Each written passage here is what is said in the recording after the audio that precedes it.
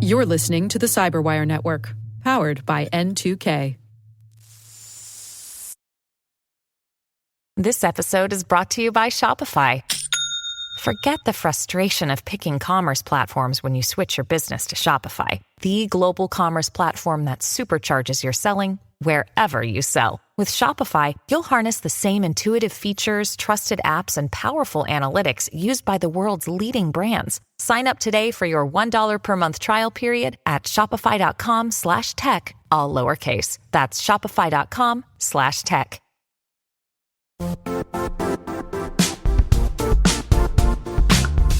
The IT world used to be simpler. You only had to secure and manage environments that you controlled.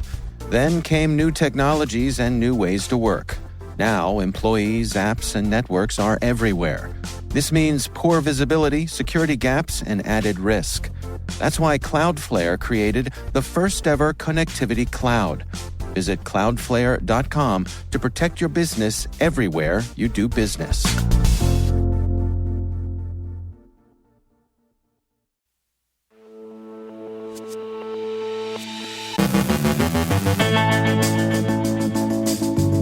Microsoft urges users to patch a critical TCP/IP remote code execution vulnerability.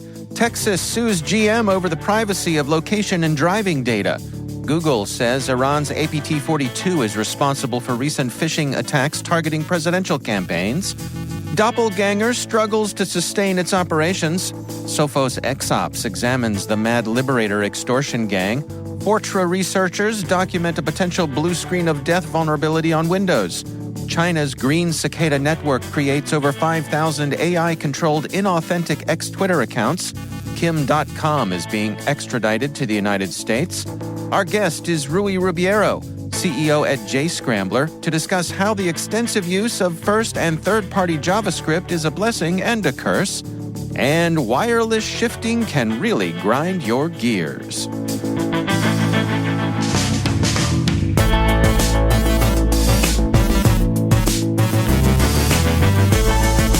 It's Thursday, August 15th, 2024. I'm Dave Bittner, and this is your CyberWire Intel Briefing.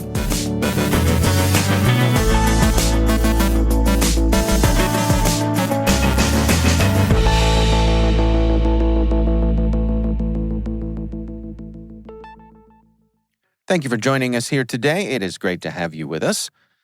Microsoft has urged users to patch a critical TCP/IP remote code execution vulnerability that affects all Windows systems with IP6 enabled. Discovered by Kunlun Lab, this wormable flaw could allow remote unauthenticated attackers to execute arbitrary code by sending specially crafted IP6 packets. Disabling IP6 is a temporary mitigation, but Microsoft advises against it due to potential system issues. Given its high likelihood of exploitation, users are strongly advised to install the latest security updates immediately. Texas Attorney General Ken Paxton has filed a lawsuit against General Motors, accusing the automaker of violating the privacy rights of millions of Texans by selling their location and driving data. The suit alleges GM misled drivers into sharing data, which was then sold to data brokers and used to influence insurance rates without drivers' consent.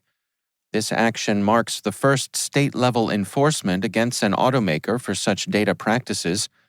GM says they're currently reviewing the complaint, and they've expressed a commitment to consumer privacy. Google's threat analysis group, TAG, has identified APT-42, an Iranian-backed group linked to the Islamic Revolutionary Guard, as responsible for recent phishing attacks targeting the Biden-Harris and Trump campaigns. These attacks aim to compromise the personal email accounts of individuals connected to the campaigns, including former U.S. officials. TAG blocked many of these attempts and reported the activity to law enforcement. APT-42 is known for using sophisticated social engineering tactics, such as posing as journalists and event organizers to lure victims. This group's activities reflect Iran's efforts to influence political outcomes and support its military objectives. Recent months have seen increased targeting of U.S. and Israeli entities, with ABT42 adapting its methods to exploit various platforms like Google Meet, OneDrive, and WhatsApp. Other security firms, including Microsoft, have also reported heightened activity from Iranian threat groups as the 2024 U.S. elections approach. The Russian disinformation network Doppelganger is struggling to sustain its operations following a crackdown on its infrastructure, triggered by reports that European hosting companies were unknowingly supporting the Kremlin-linked campaign. The Bavarian State Office for the Protection of the Constitution revealed that Doppelganger operators hastily backed up systems and secured data after the exposure. Active since May 2022, the network created fake social media profiles, websites, and news portals to spread propaganda across Germany, France, the U.S., Ukraine, and Israel. German authorities confirmed the network's Russian ties, noting operations aligned with Moscow's time zones and holidays. Palo Alto Networks has issued patches for several vulnerabilities, including a high-severity issue which affects the Cortex XSOAR product. This flaw allows unauthenticated attackers to execute commands within certain configurations. Patches are available starting with version 1.12.33. Additionally, updates were released for Prisma Access browser, addressing over 30 vulnerabilities in the Chromium-based browser. 2 medium-severity flaws were also patched, impacting PanOS and the Global Protect app. Palo Alto Networks is not aware of any active exploitation of these vulnerabilities. A report from Sophos XOps examines the Mad Liberator extortion gang. Emerging in mid-2023, the group uses social engineering and the AnyDesk remote access tool to steal data from organizations and demand ransom. Unlike traditional ransomware, it primarily focuses on data exfiltration, but may also encrypt files as part of a double extortion strategy. The group operates a leak site to pressure victims into paying by threatening to release stolen data. Victims are tricked into granting AnyDesk access, often believing the request is from legitimate IT staff. The attacks last several hours, with files stolen and ransom notes deployed before the session ends. Researchers from security firm Fortra document a newly discovered vulnerability that can cause a blue screen of death on Windows 10, 11, and Server 2022, even with all updates installed. This flaw, due to improper input validation, allows attackers with physical access to repeatedly crash the system by manipulating a BLF file. Fortra reported the issue to Microsoft in December of 2023, but it was initially dismissed. Fortra published the vulnerability in August 2024 after successfully reproducing the problem.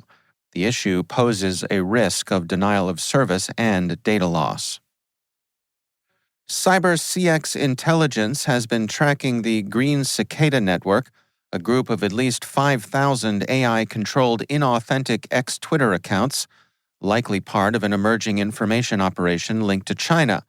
This network primarily amplifies divisive U.S. political issues, with potential intentions to interfere in the upcoming presidential election. The system, associated with Chinese AI research, has shown increasing activity since July 2024 and has been refining its operations to avoid detection. CyberCX warns of the growing use of generative AI in malicious activities and urges organizations to update their threat models accordingly. Kim.com, the German-born internet entrepreneur, is being extradited to the United States to face criminal charges linked to his defunct file-sharing platform, Mega Upload.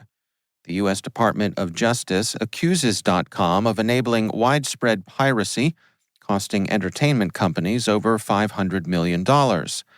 After moving to New Zealand in 2010, .com's Auckland mansion was raided in 2012 following an FBI request. Since then, he has fought extradition while promoting conspiracy theories online. New Zealand's Justice Minister recently signed the order for his extradition. 2 former Mega Upload officers have already been sentenced after avoiding extradition through plea deals.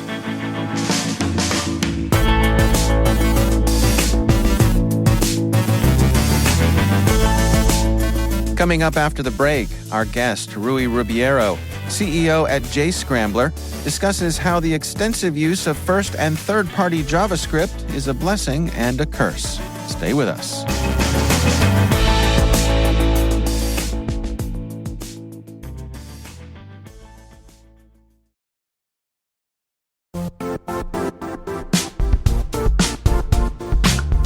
When it comes to ensuring your company has top-notch security practices, things can get complicated fast. Vanta automates compliance for SOC 2, ISO 27001, HIPAA, and more, saving you time and money. With Vanta, you can streamline security reviews by automating questionnaires and demonstrating your security posture with a customer-facing Trust Center. Over 7,000 global companies like Atlassian, Flow Health, and Quora use Vanta to manage risk and prove security in real time. Our listeners can claim a special offer of $1,000 off Vanta at vanta.com/cyber. That's VANTA.com/cyber for $1,000 off Vanta.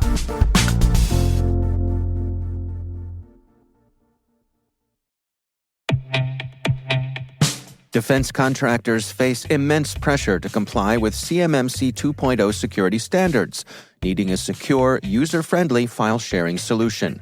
Kiteworks, a FedRAMP moderate authorized solution, supports nearly 90% of CMMC 2.0 Level 3 requirements, reducing compliance effort and cost. Kiteworks leverages a zero-trust framework for swift compliance and offers a secure platform for defense data protection needs, with advanced security features and ease of use. Its intuitive UI, mobile apps, and centralized policy management simplify administration. Accelerate your CMMC 2.0 compliance and address federal zero-trust requirements with Kiteworks' universal secure file-sharing platform made for defense contractors. Visit kiteworks.com to get started.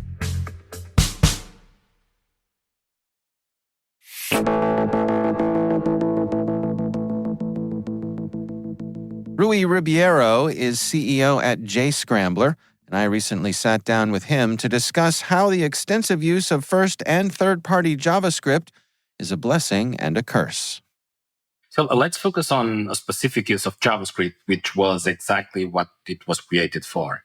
It's the language that basically is used by every browser to drive every possible interaction out to make rich interfaces and proper interfaces for the end users. So we're talking about client side. It's executed mainly on the client side for the purposes that we are talking here. And it's also a way for companies to add functionality to their websites. So as you understand, when you're building an e-commerce web store, you are focused on delivering the best experience to your users. And you might not even be a very technically savvy company, but you want to make sure that they have the possibility to interact with a support desk. They have a chat that we can show videos about your product, that you can even show 3D experiences, that you have proper payment, that you have proper shipping calculation. Like all of those things are brought through partners. Most of the time, these integrations are done by JavaScript on the client side. So this is code that's running on your browser, and it's doing all those functionalities. And so what are some of the challenges here? What's the potential security implications of this? All of these third parties, so the company that's providing the chat, the company that's providing the payment, the company that's providing the monitoring capabilities, the analytics, Facebook, Google, like all of these companies. And on average, you have about 70 companies there. So 70 vendors are there. All of them can access all the data that's either being displayed or typed on a page. So this means that when you're tapping a credit card, many of them could be eavesdropping. That doesn't mean that they are, but they could be because there's nothing limiting. So if you look at it, all of the information that ever exists on a database today from a company has either been typed in, most likely through a browser or a mobile application, because it's there and it's useful for you as an end user, it can be displayed. So it's a very big problem if exploited, and it has been exploited in many times. The most known one, of course, is credit card skimming, so stealing credit cards from checkout pages. And that's what drove the PCI Council to create a new directive that, among other things, the PCI DSS v4 requires companies that provide checkout pages to know the third parties that are there, to be able to, and also to make sure that they are not stealing your credit cards. So this is a problem that has existed for a long time, but it is a problem that became much more relevant by the fact that today we have accepted and we built websites by bringing in lots of third parties into the experience. So help me understand here. I mean, suppose I'm relying on a third party to be able to have credit card functionality on my website. But then I've got another third party who's taking care of my chat functionality. Is it possible that the folks who are taking care of the chat functionality would have a view into what's going on in the credit card functionality? Not only a possibility, it has happened several times exactly on the chat example. I think that Newegg was the case. I think Forbes also had a similar case. So it has happened many times already. And in some situations, it was due to some form of attack. In some other situations, it's just like misconfiguration. I'm going to give you like another example on that. So you know that when you are engaging with a website, someone is trying to see if everyone is having a very good experience. So they have tools that track the users and see where they are clicking, where they are stopping engaging with the website, that kind of thing. Most of them are designed to capture all the information that's being displayed because that's how they can then make business decisions. If they are incorrectly configured and they are on the checkout page, which they are because a company has invested a lot of money to get you to buy a product. So they want to know when you're on the checkout page if you're having any issues in buying that product. If it's not correctly configured, it will capture all that credit card information because it was a tool designed to do so. Right, right. So, I mean, it strikes me that what we're talking about here is kind of vulnerability from two directions. I mean, there's the consumer themselves who want to protect themselves against a website that they're interacting with that potentially has these sort of vulnerabilities taking place. But then on the other side, you've got the folks who are building the websites who want to make sure that they're not inadvertently falling victim to something like this on their end. Yes, but I would say like the consumers, they shouldn't be concerned by the fact that if we build the experience properly, if we build the websites properly, the consumer doesn't need to, or we cannot put that burden on the consumer. We have to put that burden on the company that's providing the service.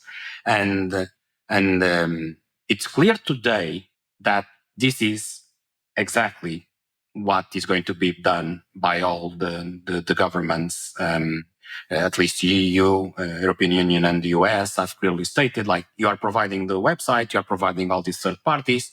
It's your responsibility if any of them misstep.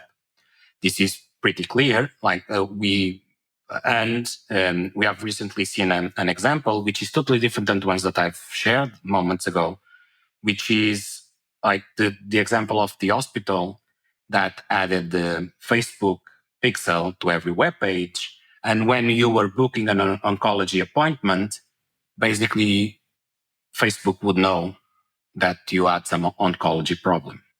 Mm. And then it would start feeding you ads about miracle cures. So Wow. if you look at it, that type of information was, again, it was not a vulnerability. It was a misconfiguration, like the Facebook pixel shouldn't be on that page. Or knowing that Facebook does this, the hospital must make sure that Facebook is never on any page where it could infer something about your health status. It was the hospital that had to do the settlement, not Facebook, because it was the hospital that brought in Facebook into that page. So if you look at it, things are starting to make sense in the way that I'm providing the service, I bring all these partners, I am responsible for all of them.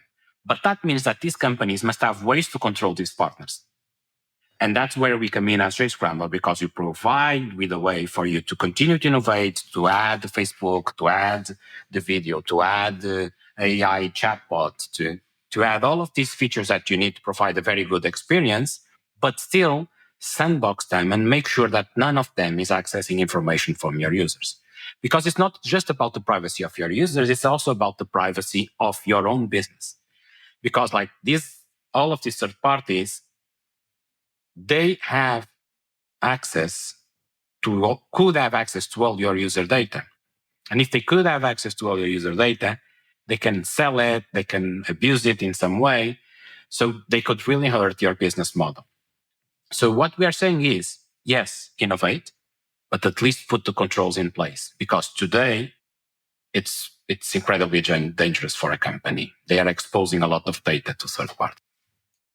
Well, help me understand, what are the types of options that are available? I mean, I know you mentioned you and your colleagues at JScrambler, you're doing some kind of sandboxing there. Describe to me how that sort of thing works. So the idea here is that every piece of JavaScript that's there or every vendor that's there, we are sandboxing them. So we know that this, for example, chat application, it's designed to just communicate and never access credit card information, okay? So we can set policies and say, we are bringing in this vendor, he can only communicate with this server, he can only do these type of actions, and he's not able to access credit card, social security, or whatever information. If the script misbehaves because it's badly configured or because it is under attack or it's a vulnerability that has been implemented or its supply chain has been compromised in any way and it's behaving differently, we were able to detect it and block it. So looking at the example of a mage card, like stealing a credit card information, imagine that experience, you have that chat application, and that chat application starts misbehaving and starts accessing credit card information. If we are there, a solution like JScramble, which is sandboxing and monitoring that third party, what we can do is we can either block it from day one, or we will notice the behavior change. And after verifying that it has in fact been compromised in some way, we can start blocking it or remove that vendor altogether. So this means that for a company, you have reduced the impact for that attack or for that vulnerability to a few credit cards instead of hundreds of thousands of credit cards that would be left there to be stolen for months and months. So this is like the idea that the problem will happen. The question is how big it's going to be for you. And with tooling such as ours, we can really make sure that it is zero to negligible impact for a company. That's Rui Ribeiro, CEO at JScrambler.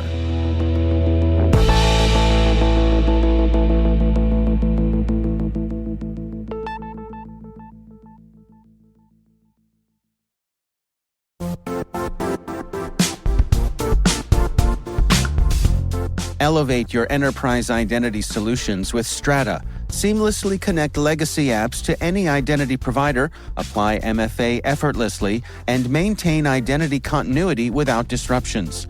Strata reduces tech debt, enhances security, and provides a robust, efficient identity management system. Feel secure and efficient managing your identity infrastructure. Strata helps you streamline operations and ensure continuous identity availability. Visit strata.io/cyberwire, share your identity challenge, and receive a free set of AirPods Pro.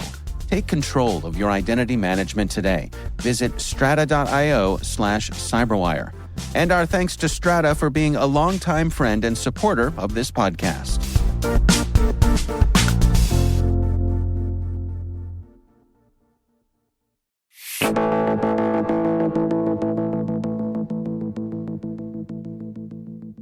And finally, in the world of professional cycling, where cheating has taken many forms, a new high-tech threat has emerged: gear-shifting sabotage. Researchers recently revealed that hackers could exploit Shimano's wireless shifting systems to disrupt races by forcing bikes to shift gears at critical moments.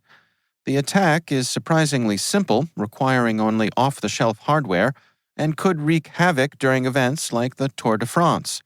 While Shimano is rushing to patch the vulnerability, the incident highlights the unintended risks of adding wireless features to everyday tech, including bikes.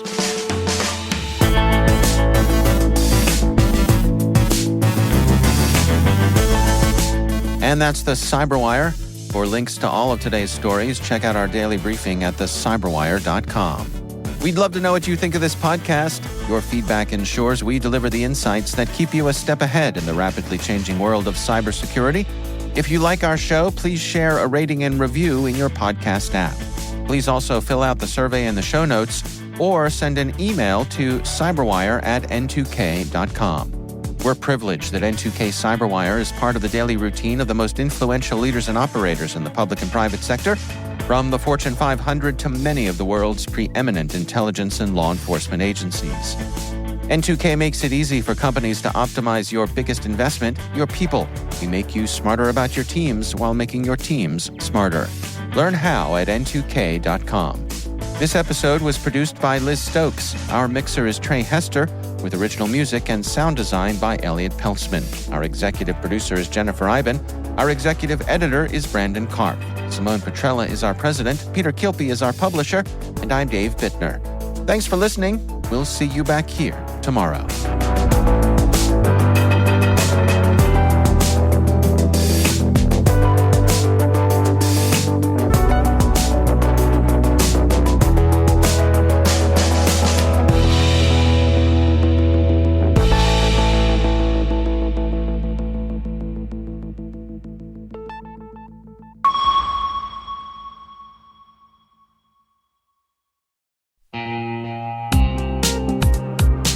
This September 18th and 19th in Denver, a tight community of leading experts is gathering to tackle the toughest cybersecurity challenges we face.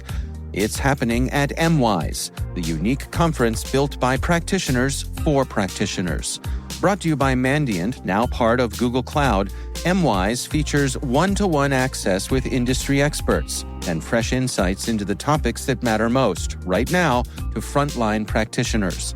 Register early and save at mwise.io/cyberwire. That's mwise.io/cyberwire.